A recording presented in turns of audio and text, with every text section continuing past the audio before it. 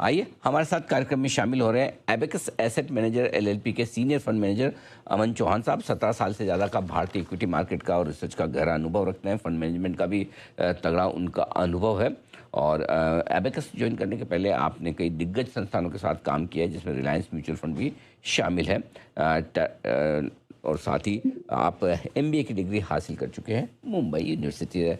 चौहान साहब, good morning, बहुत बहुत स्वागत है आपका। धन्यवाद हमें समय देने के लिए। वैसे तो सबसे बुरे समय से हम आगे निकल चुके हैं, चीज़ें थोड़ी बेहतर तो हुई हैं, लेकिन क्या लग रहा है सर, मार्केट में कंफर्ट कॉन्फिडेंस है या अभी भी थोड़ा सा मुश्किल भरा माहौल है?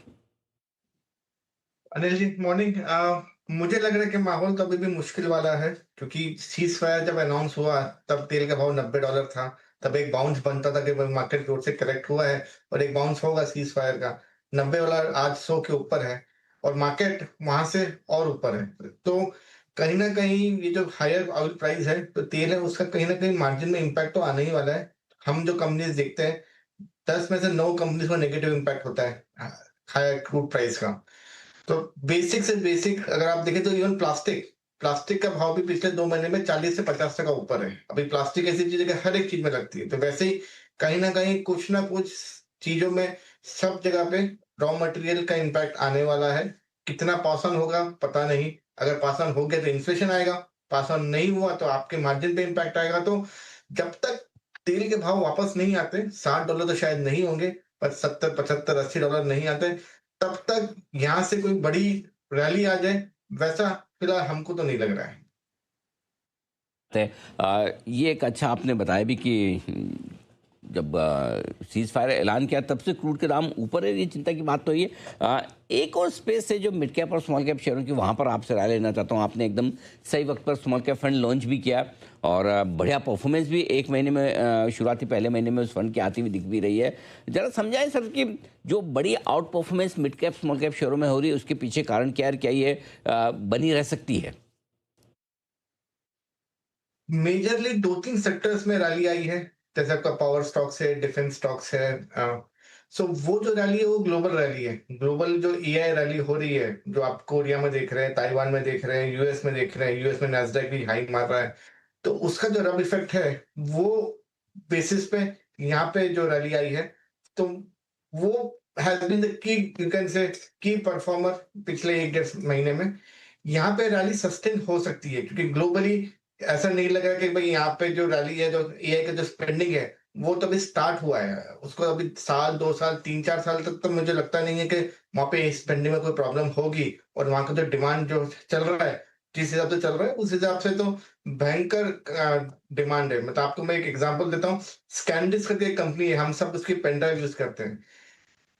उस कंपनी हर महीने $1-1 बिलियन का रेवेन्यू ऐड कर रही है। 3 बिलियन का सेकंड क्वार्टर में था, अब 5 बिलियन है। उन्होंने गाइड किया कि फोर्थ क्वार्टर में 8 बिलियन का टर्नओवर करेंगे। तो हर महीने $1-1 बिलियन का टर्नओवर ऐड हो रहा है इस कंपनी में। तो उस टाइप का ग्रोथ दिख रही है ये सब कंपनीज में, और उसका रेब इफेक्ट आया है इंडिया में भी। हमारे पास डायरेक्ट एआई प्लेस नहीं है, but indirectly power power ancillary, आपके थोड़े बहुत टेक स्टॉक्स, ये सब में जो रैली आई है। प्लस डिफेंस डिफेंस तो हम जानते ही हैं कि पिछले 4 साल हो गए मोदी गवर्नमेंट का फोकस है और रहेगा। तो इस हिसाब से मुझे लग रहा है कि हाँ, थोड़ा बहुत मार्केट बहुत शार्पली रिएक्ट हुआ है, तो थोड़ा 5-10% का करेक्शन आ सकते हैं। बट ये सेक्टर्स में मुझे लगता है कि तेजी बरकरार रहेगी। ठीक बात है, आपने कहा भी कि ये बड़े इंटरेस्टिंग है सेक्टर्स, बढ़िया एक्शन रह भी सकता है। लेकिन एक चीज़ और है जो मैं आपसे जानना चाहता हूँ, नतीजों के सीजन को लेकर कैसे देख रहे हैं इस रिजल्ट सीजन को? और चूंकि ये साल का आखिरी क्वार्टर भी है, तो वित्त वर्ष 2027 के लिए काफ़ी कंपनियों से गाइडेंस भी आ रहे हैं। तो ओवरऑल आउटलुक और ये रिजल्ट सीजन दोनों समझाएं सर।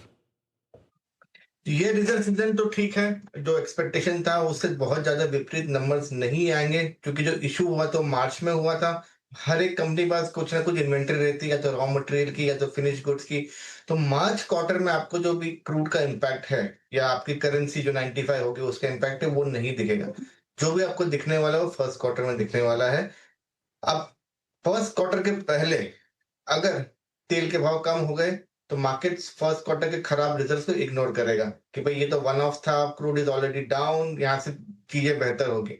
अगर क्रूड के भाव कम नहीं होते हैं, तो फर्स्ट क्वार्टर के रिजल्ट में आपको मैक्सिमम इम्पैक्ट दिखेगा और वही होगा तब मार्केट में करेक्शन आने की काफ़ी गुंजाइश है। आज भी आप देखोगे कि जो भी कंपनी के रिजल्ट कोई भी कारण से किसी को इन्वेंटरी लॉस हो गया या किसी को कुछ प्रॉब्लम हो गया और मार्च क्वार्टर के नंबर अच्छे नहीं आए, वो सब स्टॉक्स 10, 15, 20% करेक्ट हो जाते हैं रिजल्ट के दिन।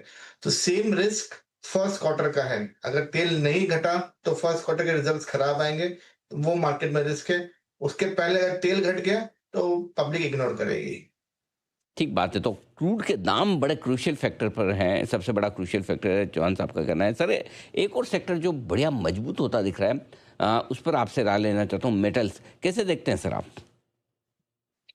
मेटल्स में हमारा व्यू पॉजिटिव है। पिछले साल कॉपर, जिंक और दूसरे जो मेटल्स थे उनमें काफी अच्छी रैली आई थी। उसके पीछे स्टॉक्स में भी अच्छे रिटर्न्स बने हैं।